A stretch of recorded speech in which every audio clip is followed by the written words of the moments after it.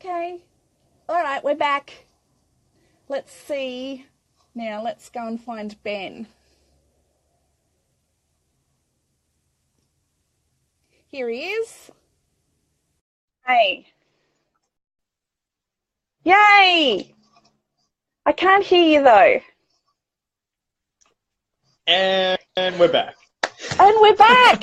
Okay. It's just you and me, so that's cool. I think hopefully the others will jump over, and I've just sent the other one into up to the 24-hour, 48, whatever it is that it's going to be seen for. So at least that one's gone up. So yeah, cool.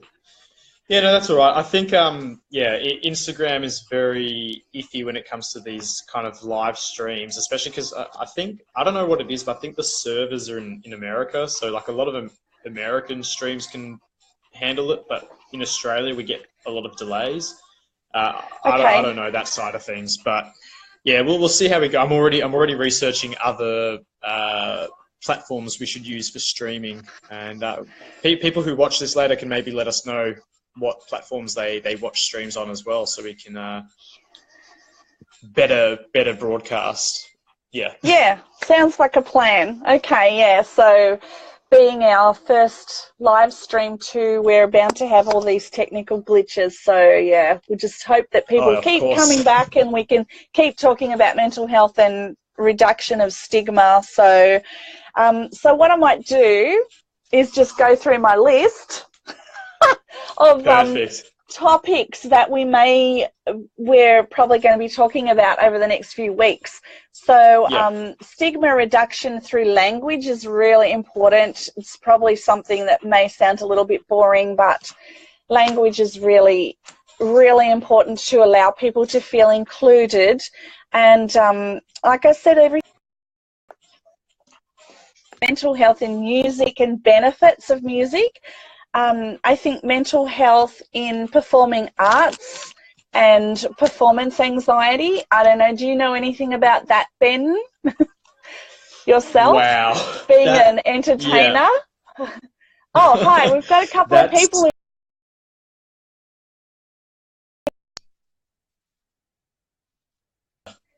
Lagging again, but there we go. Yeah, we've got Christy from here in Melbourne. Hello, Christy. Okay. And we've got Hi, Christy. Joshy from Singapore, I think. Okay. I know. All my friends from around the world. Okay, awesome. Okay. So, okay. Yeah, what do you know about performance anxiety? Do you have any of that when you're doing any work in public? Definitely. I think that there's a lot about performance anxiety, including you get super nervous about being yourself, and then you also get super nervous about being entertaining. And you, like, even while we're doing a broadcast like this, I'll always have those concerns about one. So from a business perspective, it was always that what's the persona I need to put on that the people want to see on stage, and then two, okay, but is it entertaining? Are they actually enjoying what they're seeing? And that actually is a huge part of why I'm kind of going through what I'm going now, because I think for the last 10 years running my own business and just doing entertainment every weekend and even during the week, I kind of lost my own self. I became a stage persona, and my life was solely based around that. So I'm getting out of that now, thankfully, and I hopefully can still be an entertainer, but be a bit more true to myself. Like, okay. Yeah, I mean, you know about you hear a lot of things about performers and entertainers. Sadly, a lot of alleged suicide cases with famous celebrities and comedians who openly say that they deal with depression. This entertaining thing, it's very much us putting on a face. It's entertaining, it's performance, which sadly I'm too good at sometimes. Okay, yeah, and that is the way that we learn to assimilate into, be accepted in public. So depending on who the crowd are that we're with at the time is dependent on which mask we actually put on. So every day, depending on the situation, we will put on another mask, as opposed to the one that we have in private with our families, the one that our families always see. And the classic thing that you always hear from families is, oh gosh, why doesn't anybody see you now? Look, look how difficult you're being when we have a fight with them, you know. Look how awful you are. If only they knew what you were truly like. And it's kind of like, oh. So you've got that mask where you can just be yourself, but sometimes you get criticized for that by family members, but that's like you're in a sanctum. That's going to happen anyway. And then when we go back out in public or we answer the phone, it's kind of like 1 minute where sort of having our family mask on, and then the phone rings, and then the next one we're like, hey, how you doing? I'm awesome. So now we've got our I want to come across as like this brilliant fun person mask on, who's never got any problems and is a great person to be around, or, you know, so it depends. And then we go to work, and then we've got our professional mask on, where we're like, okay, you know, be whoever we need to be for the boss. So, yeah, and it's very tricky, like you said, to sometimes swap those different masks over, because it's hard to go through the day and just be ourselves a lot of the time, because sometimes people don't like that, and then our ego starts to kick in, because a lot of people just want to be liked. So this is where we start to run into trouble. So, and yeah, and this is where the conversations get hard, because if someone says to you, oh gosh, you're not your usually fun, bubbly self, your ego goes, oh, quick, get into fun, bubbly self. That's right, I forgot. Oh, sorry, yeah, I'm back. Not really. I'm not really back. I've just put another mask on that you reminded me that I had off. So it's really difficult. Oh, hi, Andrew. Hey, how you going? You're actually up. I thought you might be asleep by now. We've just been joined by a poet who's awesome. I follow him all the time and read all his stuff. Yeah. So, yeah, he's also single, girls. So if you want to date a poet, go and talk to him. So I'm sure he'd be very romantic. A.O.Ewan, not me. I'm not the poet. No, Andrew. Yeah, yeah, he's the poet. So yeah, yeah, I've been talking to him for a long time. So he's another very, very creative guy out there in the world. So yeah, welcome. I'm glad that you're here. So we're just talking about masks and how we go through the day and just put on different masks depending on who we're around, and it's very tricky for us to actually be ourselves a lot of the time. So we're talking about that and how that leads into performance anxiety. And yeah, so do you have anything that you'd like to add to that with lived experience at all? Well, just like, I mean, this is actually even the best example of it, right? I literally just now, because we were talking about performance anxiety, performance anxiety on the stage. Yeah, let's clarify that. Yeah, yeah. But yeah, so funny enough, because this is what we're doing now technically is performance as well, and I very much already have in my mind running around. I'm like, all right, I'm so, and also because with the performance aspect, also perfectionism kind of kicks in too, and you're like, everything has to be perfect. And so then I go, oh, the internet connection's not working. How's the sound levels on the music? I'm just like playing it off my laptop speakers at the moment. I don't have the right headphones, et cetera, et cetera. So then I get, I can get super anxious, and, doing that, I think, I mean, look, half of this can be the whole stresses of putting on a show and wanting to put on entertainment, I think can be a lot of fun. It can be very enjoyable, and I want to gain that passion again. I want to still be able to do stuff like this. But I think I've realized that you also, you have to very much learn how to manage what's performance and what's actually being yourself. Because for the last 10 years, I've been on a performance. I mean, I've been able to be myself at times, but the majority of the time I was putting on a performance, and that was not healthy at all. Okay. Well, thank you for that. And because I'm sort of, I suppose, being a psychotherapist, it's really, really important that I model to my patients being my honest, true self. So if I'm having a bad day or whatever, sort of say, like even like yesterday at uni in Sydney, I was like, had a really bad weekend, been sick all weekend, my energy is a bit low. So if I am not 100% here for you, I'm really sorry, but I'm going to try my best. So I'm being really truthful about the space that I'm in, and then that just allows me to not have so many demands on myself. Oh, look, Harmony's back. Hi, Harmony, glad you came back. So we're just talking about performance anxiety, and I've just been actually watching some videos that Harmony's put up, because Harmony's beautiful and should be a catwalk model, a supermodel, and does all these videos up and down the corridor and just gorgeous. And hi, Andy. And there was somebody we missed a little bit earlier too who waved to us. I'm not sure. Oh, Andy. Yeah, so...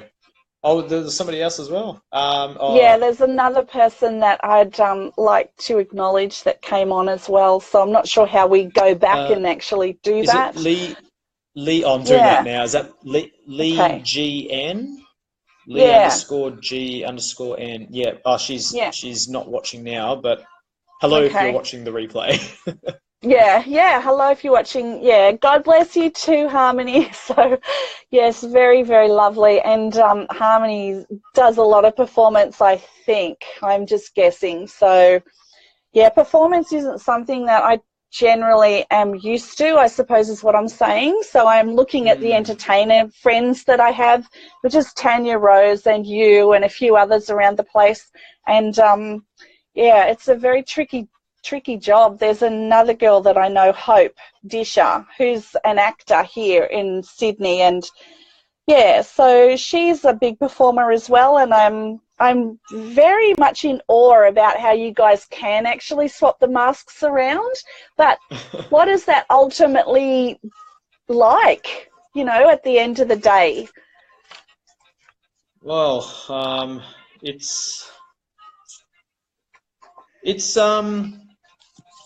think it's about, like everything, which is this whole journey I'm on at the moment. It's very much about balance. It's very much about learning to understand what it is you're actually doing. Like, I think because it's okay to, as I was saying before, to put on a performance. It's okay to entertain as a character. But I think the hardest thing is when, you don't know how to differentiate what's the character and what's you. I think it's a tough thing for what I was doing was because I was doing entertainment where the entertainment was literally, I did interactive DJing primarily for youth. So for young people between the ages of 13 or 11 all the way up to I did family events and stuff. So a lot of what I was doing as a performance wasn't just about DJing and playing music for people. I was there as a host and an MC and like a party starter. So it was like I was the one person who had to make everyone happy and everyone have a great time. And that's like huge. You know, I'm only realizing, like, I mean, as I'm saying this, I'm kind of realizing, I'm like, shit, like, I really did that for like 10 years straight. And it's wow. Again, I'm trying to, very much look at the positives as well. And I just wanted to see quickly the comment from A.O. Ewan. I can imagine how being a musician can be nerve-wracking, but I imagine it can be one of the biggest thrills too. Yes, and that's exactly where I wanted to go with it, is that even though I was putting on this full-on show, doing the music and being able to get out there and move and enjoy life was actually one of the most amazing things I've done as well. So I'm really wanting to get myself to get back into some sort of performance and entertainment, to do it for the passion rather to, which I was doing it before, was very much business orientated and very stress orientated. And Right. we all have to make money here and there, but I was, I guess that was one of my coping mechanisms with dealing with life, was just focus on business and do that 24/7. Which we've learned is not a great idea. Okay, so a couple of questions I'm very interested in. Put my Psych hat on at the moment. I'm just interested. So if we have like $100 worth of energy per day and we choose what we kind of spend it on, how much do you think you were spending on that? Do you think you were going into a deficit with your energy, or do you think you had a good balance? Do you had $50, say, of energy towards music and 50 for yourself? What do you think the ratio was? Well, I don't think it's to the full extent. It wasn't always like this, but I would say if I had a budget of $100 of where my energy could be going in the day, I was probably spending $1,000 a day on energy towards my my business and just kind of this persona that I had become. So, and then I say this also because I just recently had a kinesiology session where, reading my body, they were saying that I put the pressure on myself, or the workload expectation of 9 people on myself. Whoa! So thinking, hey. Yeah. And okay, so it was actually going into your cells, because once we use up all the energy that we're allotted per day, then it starts to go into our cells and affect us on a cellular level. So it's really pivotal, and I'm saying this for the people who are watching more so, but it's really pivotal that we don't expend more energy than we actually have, because it's a very big imbalance starts to happen within our physical body, which then affects our mental health. Oh yeah, it's and that actually brings me to ask you, because there was a point where there was a point where I got so exhausted that I had I think I had maybe, I'd classify them as 5 or 6 midlife crises between the ages of 20 to 28, 29. So now I'm at a stage where I'm like just under, because I'm so overexhausted, I've got, again, I can look at it differently in this state of mind, but at the moment I see myself as a whole, like all my energy just depleted. Gone. Okay. So you're in burnout. Yeah. Burnout. Would you agree? You're in burnout. Oh, okay. God, yeah. And like burnout is like it's a bit of a. So I'm like getting super deep now in my mind. I'm like, whoa, this makes so much sense. Like, okay. Which is great, because this is also where I can see myself. I've reached a level where I'm kind of being a bit more aware of my behavior. And to jump right back to our original subject of this all, anxiety, I could say, even doing something like this and talking about certain things like this it's a very anxious feeling sometimes. So I was a little bit panicky. But now that I can step back at it and observe how I'm feeling and why I'm feeling certain ways, I'm better at handling it, I guess.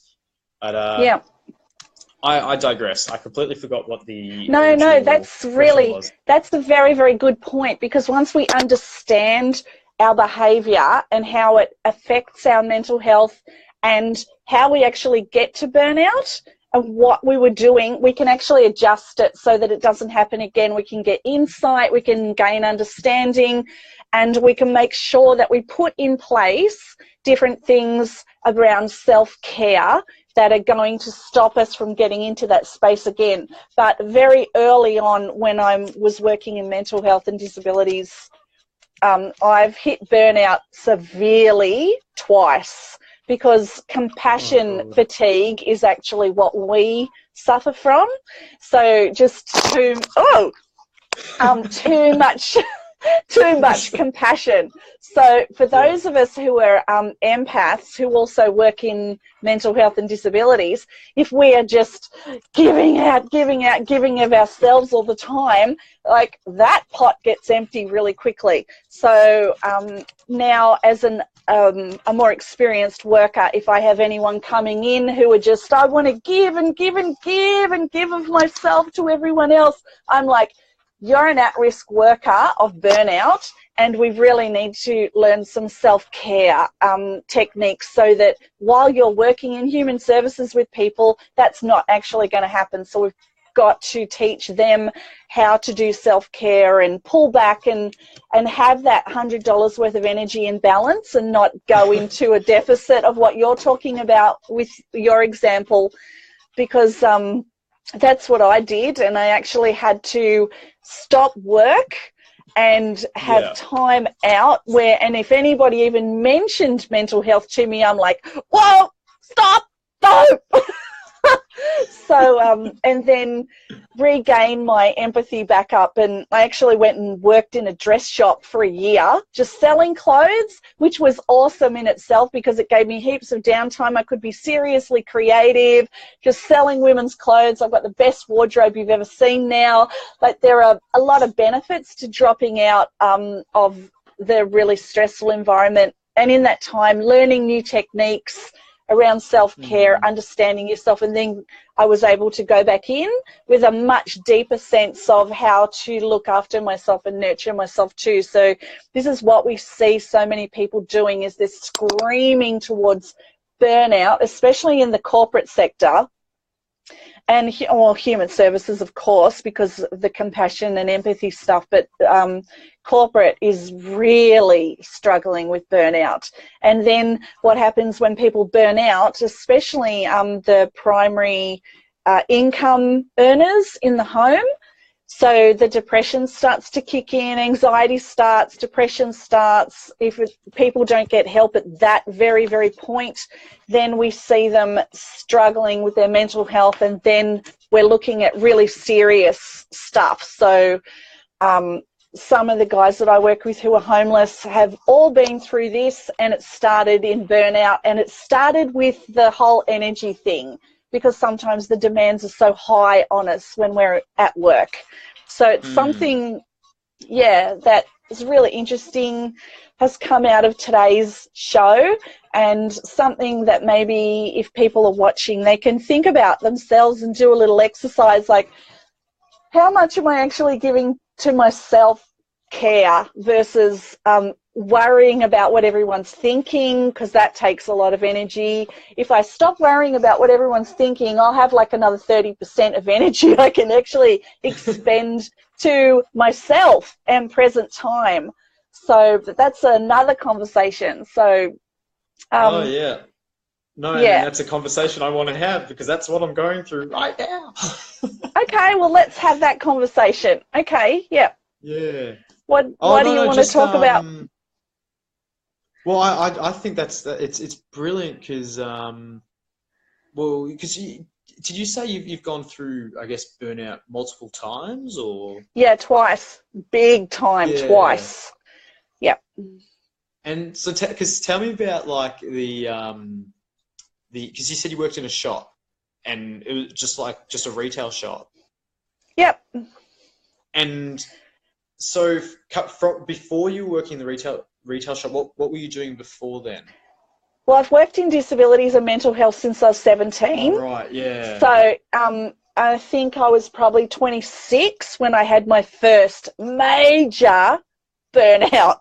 Like, I just loved everybody. I just wanted to help everyone. I just was giving and giving and giving and giving after work and blah, blah, blah. And I just loved that. That's very much part of my nature. And but not helpful for me so much. So, because I have a very high inner critic that I need to be having conversations with as well, that comes through from my childhood. So I have to have conversations with the inner critic, very young Elise, and, you know, you can do more, you can manage more, blah, blah, blah. So, and then all of a sudden I just couldn't deal with any more. And I started to become very physically unwell as well. So my body was saying, you're not listening to us, to my mind. You're not listening to the stress that's going on. I'm actually going to start physically affecting you. So then I started getting really, really unwell physically, which took me down. So physically and mentally, I was in burnout big time and had to come back from there, and that takes a lot. That takes a lot of talking to people, finding out what's going on, which is, I'm thinking, the similar space to where you are at the moment, and trying to kind of regain your energy that you've given. And I'm thinking 10 years of working in the entertainment without knowing this really crucial element about how not to get to burnout. Like, unless we have somebody telling us, like, a lot of us are running towards burnout. We just think that this is what we do as adults. Well, that's exactly true, and that's something I hope if anyone who watches that can relate, please let me know. But I think particularly because I was self-employed for 10 years and I was my own boss as well. So I didn't set the restrictions.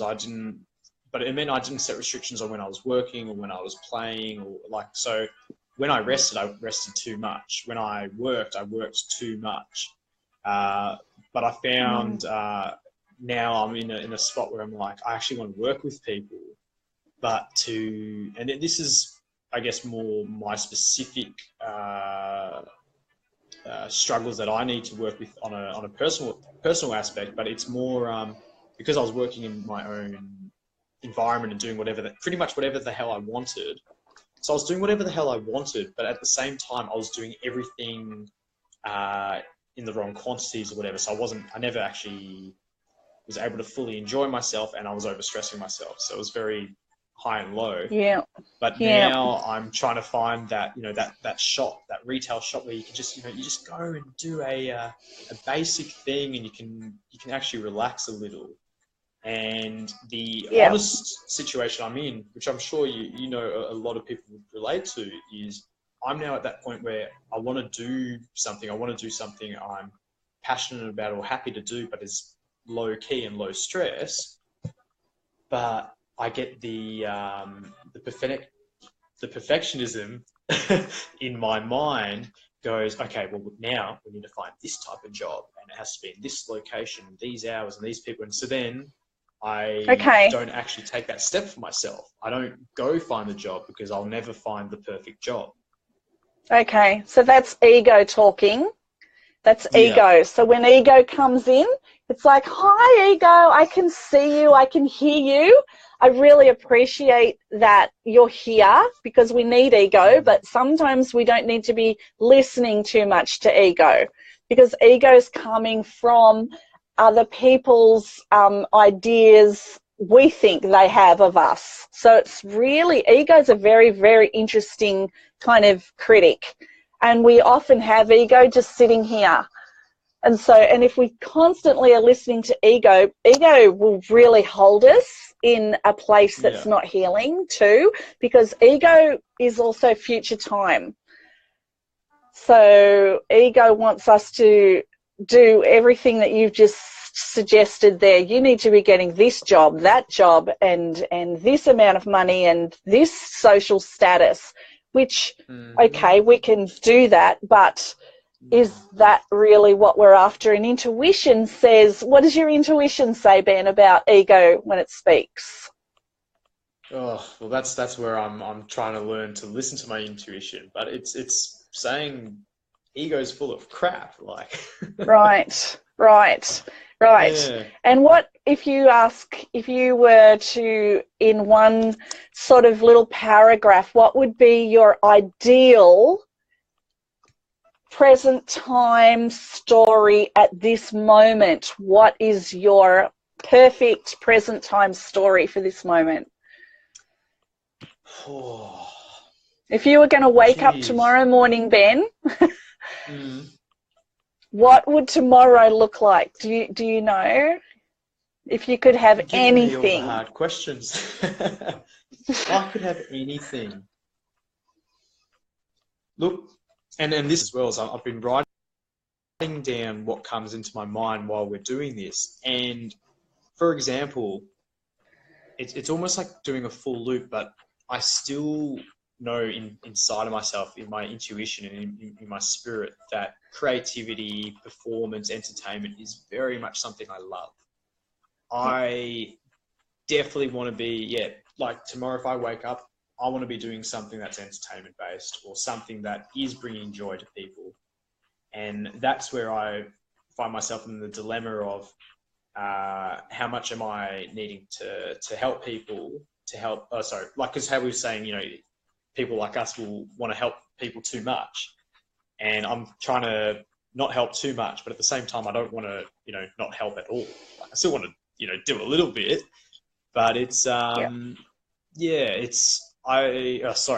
rambling on, but no, if I could do one thing tomorrow in my perfect world, it would be something that is entertainment and creative, but enjoyable, rather than what I've created it for myself at the moment, which is unfortunately, like when I try and do artwork, it's sometimes a stressful thing to do, and I want to change that away. I want to change that around. I want it to become passionate again. Okay.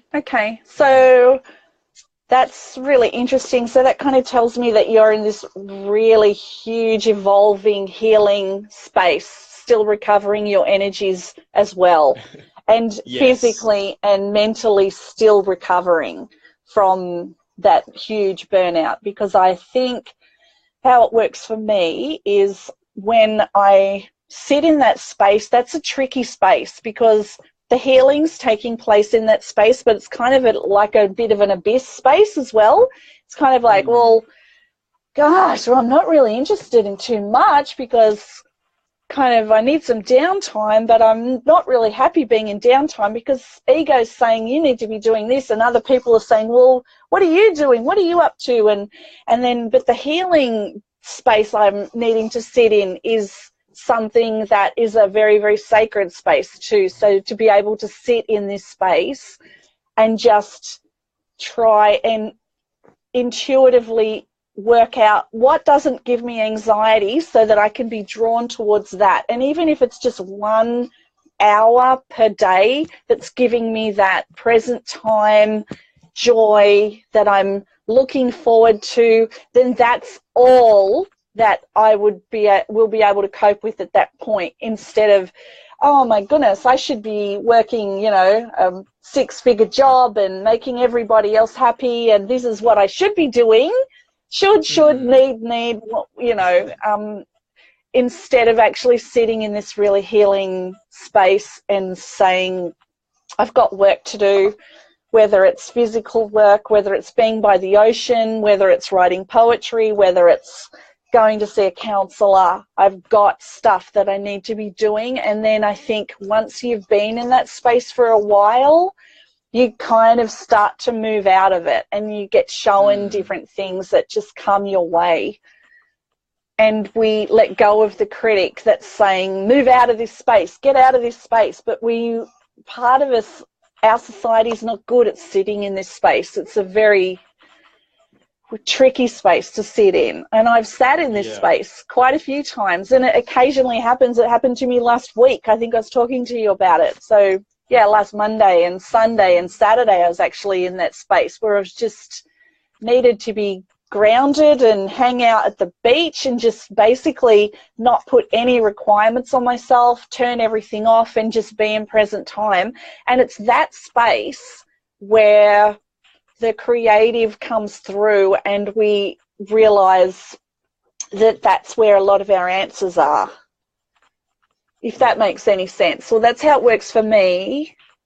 Oh yeah, it's because I know, for example, like the stage that I'm at, even though I'm having some very, really deep lows, and sometimes anxiety kicks in, or depression, and I'll feel like, I mean, I don't know how else to explain it, but like literally between the time I woke up this morning, which was, I must have woken up I'm at the moment I'm waking up between say 2 a.m. and 4 a.m. and I'm somebody who's only trying to get myself up at 7 a.m. But as soon as my mind wakes up from that moment till where we are now, 11 o'clock, I would say I've had like maybe 5 or 6 times already where my anxiety or my depression has hit a really, really big drop, and I'll feel so hopeless. Like it'll be for 5 minutes to 20 minutes or something, but then because I'm practicing all these different coping mechanisms and changing my way of thinking, it goes right back up again, and I'm almost it's almost like I'm high, like I'm just like feeling super good. So now it's kind of like, it's almost like I'm getting extremes in very short periods of time. But in the past, it was either just like I'm totally low and depressed for months, or for days I was really happy. Now it's getting shorter but more intense. But I think that's all. I'm not sure. Again, I get so deep into these thoughts that I just kind of I slowly figure out the answers for myself, but I slowly kind of like hide the answer for myself just at the end. So I'm still, it's a very big learning phase, I think, is the best way to put it. Yeah, okay. So you've been doing a lot of restructuring of your thinking too in the last couple of weeks, haven't you? Around gratitude and positive thinking. So you've... Yeah. Sorry, I just realised myself. But yeah, like all of this stuff that I've been doing and it's also a lot of stuff that I would have never considered in the past. So even though at the moment I'm definitely having times where I'm like, I'm really struggling. I'm like, I don't know if I can do this or whatever. I have to just simply look at what I'm doing now as opposed to what I was doing in the past. I'm like, shit, I'm actually, starting to take these steps. And it's not as simple as just, reading on Instagram a positive post. It's not like, you read that and then, okay, everything will be great. But I'm starting to put that kind of stuff in my life, and the more positive stuff you start to put around you, the better you're gonna feel. And I think that's really helped, because I mean, my Instagram feed was, I mean, I still kind of look at it with a bit of the ego, and I think the stuff I used to follow on Instagram, that was pretty cool and that. But a lot of it I realized was actually very negative, and that totally affected me. But Well, that's very interesting, because I think the neural pathways, once we establish them, this is my psych hat being put on, if we have about 65,000 thoughts per day, and in day like tomorrow we'll repeat about 90% of those 65,000 thoughts. So if they're all negative, like, why are you getting up tomorrow is my question, if you're just going to repeat all the negative thinking today. So, and I think we've had this conversation before, but the smallest incremental step that we can start to do is to pay attention to the negative self-talk and then swap it for 2 positive thoughts. And then we're kind of questioning the stream of negativity that's going through our head, and just instead of just letting it sort of float past negative, because we do tend to be wired like that, a lot of us, if we genetically are predisposed to anxiety or intergenerational trauma coming through in our genetics. So we need to challenge that constantly until the brain gets used to thinking positively. And it takes anywhere between a month to 2 months just to kind of start to reframe and recalibrate our thinking, but we can do it. That's the message. And I think what I've been seeing with you, especially on Instagram, is you are you're in the phase where you're really challenging your negative thoughts because you didn't realize that you were kind of having so many of them. And now you're challenging them. So you're in that stage where you're kind of challenging the thoughts. So they're still coming through because that's what your brain is used to, but you're challenging them, changing them, and putting a lot of gratitude out there in your posts, and being a lot more in present time. And you're very aware now of your inner critic and being thrown into future time, and putting on yourself like all the status quo stuff that society, you may be interpreting society as wanting from you, but it's kind of like this big mushed up stuff that you're in the middle of it, and you're going through it. So you're doing the work, which is like bloody fantastic, because a lot of people aren't even willing to move into that space. They'll just stay where they are because it's comfortable, it's all they know. But then there are other people who don't realize that they can actually challenge this thinking and move through it and out of it. And it's hard work. Crikey, no one said this was easy work.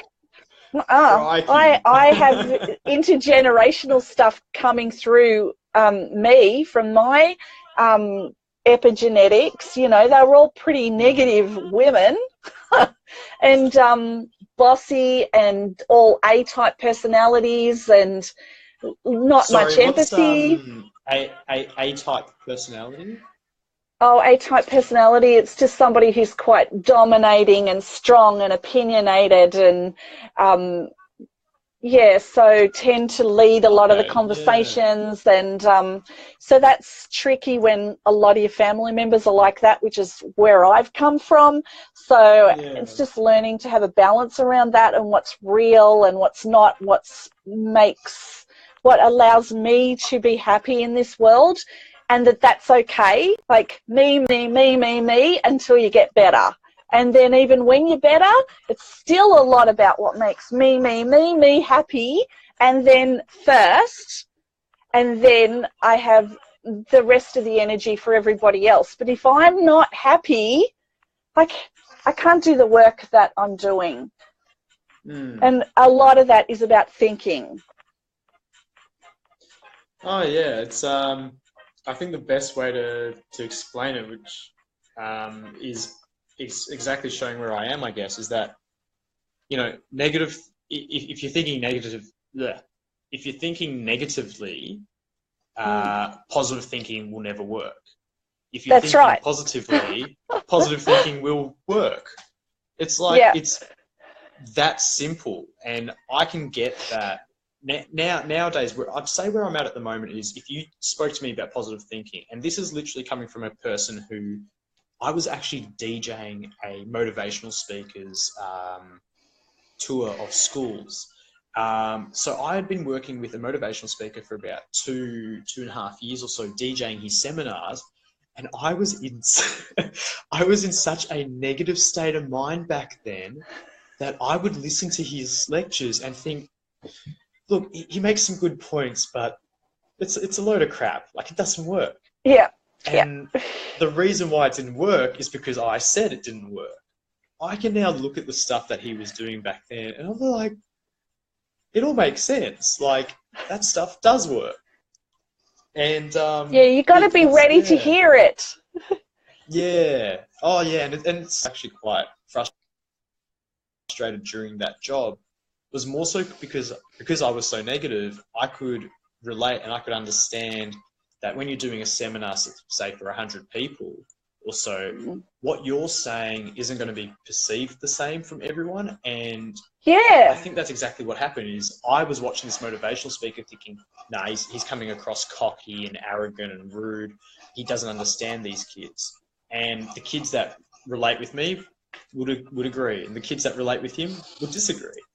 And that's right.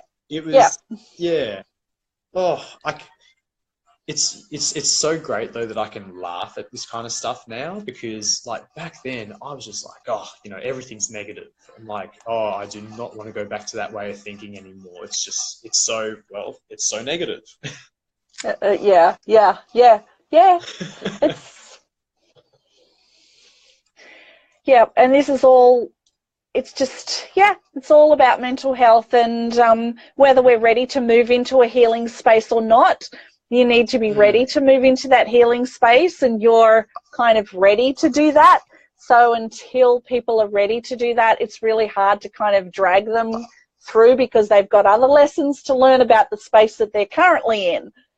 Oh, it's very interesting. Yeah, no, that's I think I'm still fighting that part of me that's like, I'm not ready, I don't want to be happy and all that. It's like I still you know, I know I've still got a lot of work to do, but we all do. that I can, yeah, and we always will, I guess. It's yeah, till I die, I'm going to be doing my own work. Gotta work hard, and but yeah, it actually becomes more. I don't know, like I think now, like I'm finding more reason to work harder. Like I'm starting to believe in myself more, and yeah, it's just from the scientific point of view, which I'm always hopeless with this. Like the numbers, what was it? It was like 65,000 thoughts per day. Yeah. Yeah. 65,000 on average. That's average. Thank you for all the love, Harmony. I can see all the hearts, by the way. Thank you. Thanks for that. It's always good to get some love. But yeah, just well, I mean, even that, getting some love hearts. That's another positive thought for me today. It's like, I got love hearts today. That's great. Yeah. and I'll like slowly see those numbers, like the positive numbers increasing. How you were saying about how, you know, the thoughts that we thought yesterday we repeat today, and I was like, oh well, I guess that's why it makes sense. Even though like I'll be driving in the car, and I mean I still do every now and then. Like my priority while driving in the car was to pumping tunes, like heavy techno dance parties, and music, and just like, you know, zoom down the road and stuff. And now, if I'm not feeling great, like I'll chuck on some like positive affirmations, and I'll just be, you know, cruising down the road and say, I am beautiful, I am loved, and I love. And I'll, you know, the ego,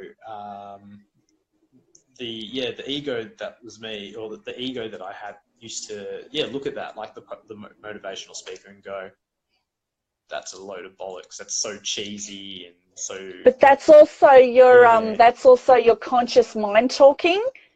But your subconscious is actually going into your subconscious when you're watching that. Even if your conscious mind is not believing it, your subconscious is, because your subconscious can't figure out what's true and what's not. So even if we're watching these affirmative tapes and listening to it, even if we're like really negative, it's going in on a deeper level. It's going in on a subconscious level, and it'll start to affect the consciousness. So, because there's a big disparity between the two. And I talk about that actually in the Still album. So so for those that are watching, so the Still album, because this can be the viewer's homework, which technically means that it's my homework as well. So everyone that's watching this will be on track together. We can help support each other on doing this. But we should listen to that Still album. So what's the website, or where can people find this album? Well, it's okay, so I've sent you a link in the Facebook messaging. Can you do anything with that, Ben, so that we could actually get it to people? Because I even forget about some of the stuff that I've even put on this album, and then when I go back and listen to it, I'm like, oh, I forgot about that. I really need to implement that for myself. Like, I'll do an Instagram post, and I'll design that, and I'll send that to you, and then we can post that online. So if you're watching this, then keep an eye out for the post. But for the moment, I wanted to bring it up and play one of the tracks from there. And then while I'm playing that, I can quickly get myself some water because my mouth is super dry. I've been talking too much. Okay, cool. And we can just maybe have a listen. Yeah. What track do you think I should play? What if we do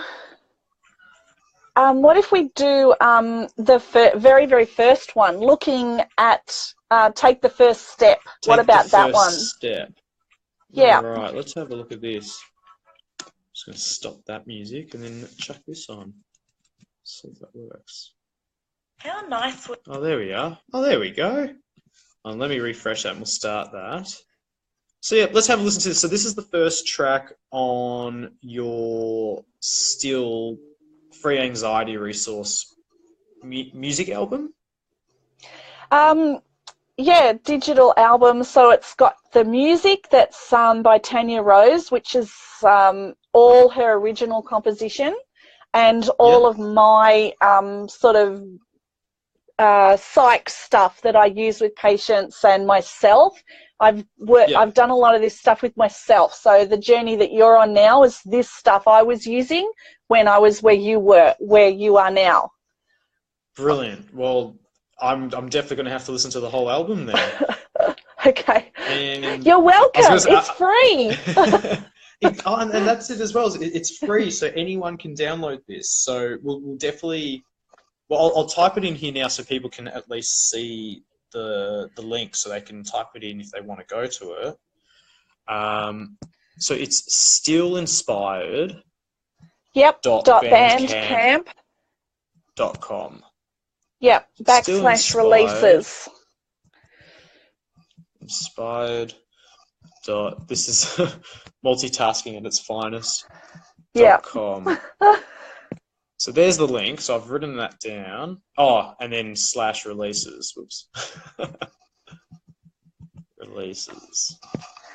And we're going to be playing the first track now. So that goes for the next 2 minutes and 8 seconds. So to the viewers, have a listen and make sure you check out that link so you can listen to the whole album yourself. So here we go.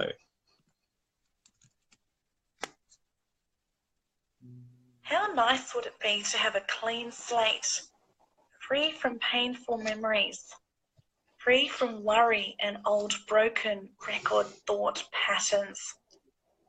How nice would it be to step out of the past and begin a new way of thinking from now onwards?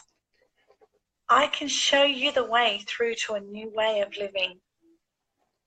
Hi, I'm Elise, and this CD is created especially for anyone who lives with the gripping struggle of daily anxious or depressive thoughts. There is a way through to inner peace and total calm. I know I have lived with this affliction myself, and I found the way to inner tranquility and happiness.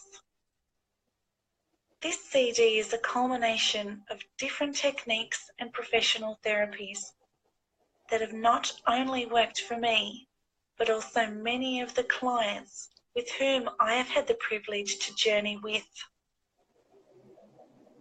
I'm going to present to you ways that have helped me to live a beautiful life. The biggest realization for me came when, during my darkest hour, I discovered that if I listened and focused my thoughts on the quietening of my mind, instead of following all of the rampant, raging, out of control negative thoughts swimming in my head, that for short bursts of time, I could actually achieve a peaceful space, free of pain and problems and worry. This, I discovered, was just the beginning of my healing journey. I live now totally drug-free and in control of my thoughts and my feelings.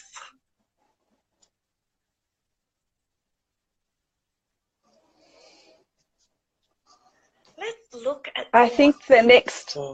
Okay, so now it's going into track 2. I'll stop that. Sorry, it's the other way around for me. For me to listen to the music at the moment, I have to take my headphones off, and then for me to listen to you, I need to put my headphones on. Okay. So I was listening to the music before. I was listening to the recording, and I think I'm actually going to hopefully listen to the whole album before I go to bed tonight. Cool. I think that's such an amazing thing that you've put together, and to do that for free as well is brilliant. So everyone watching this, definitely you've got to go stillinspired.bandcamp.com/releases, and then you can listen to that for free. Yeah. And on that note, what do you think about we end today's session, because we've talked for a long time. It's 11:30. Yeah, I know. We could possibly we had talk a lot of all technical day, but problems. we did. Yeah, and maybe come back again this time next week and continue the conversation, and maybe play track 2, looking at thoughts, hear some of your music, and discuss some of the other topics that we're going to be talking about. And I just wanted to kind of thank everybody who's come in today and given us lots of love and positive vibes and energy and support. I'm very grateful. And I'll just leave it up to you, Ben, if you can play us some cool music on the way out, and then we'll end it and put it up. Awesome. There we go. Oh, it's stopped playing. Yeah. No, awesome. I think that's great. And yeah, so I'll put up the Instagram. So I'll design something, and then at least we'll post something soon with a link to that album as well. Okay. Yay. I'll see you later. Okay. Peace. See ya. Bye.